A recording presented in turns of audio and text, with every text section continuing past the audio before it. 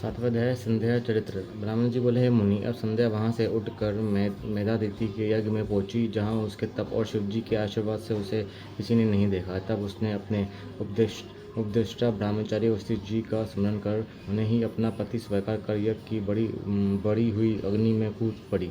शिव जी की कृपा से उसे कूदते हुए किसी ने नहीं देखा।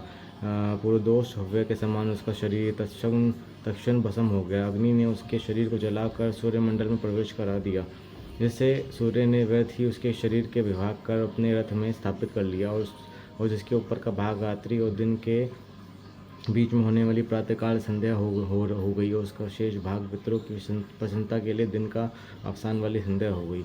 अरुण्य देह के समय की प्रातः संध्या और सूर्यास्त होते समय की लाल कमल के समान साय संध्या होती है। उसके प्राण को दयालु शिव जी ने अपने दिव्य शरीर में स्थापित कर दिया। उधर जब यज्ञ की समाप्ति हुई तो ऋषियों ने तब सुवर्ण के समान कांति वाली उस कन्या को अग्नि में पाया। उसे मेधातिथि ने प्रशंसा से यज्ञ के लिए विधिवत स्नान कर अच्छी तरह गोद में लिया। उसका नाम अरुंधति रखा। मुनि ने उसे अपनी एक निधि मानी। शिष्यों सहित उसका अपने आश्रम में पालन करने लगे। जब वह 5 वर्ष की हुई तो ब्राह्मण विष्णु महेश ने आकर ब्राह्मण पुत्र वशिष्ठ के साथ उसका विवाह कर दिया।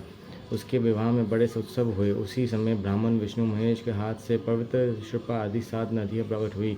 पति व्रताओं में श्रेष्ठ महापति व्रता मेधातिथि के पुत्री अरुंधति को वशिष्ठ के द्वारा रमन करने से शतपदी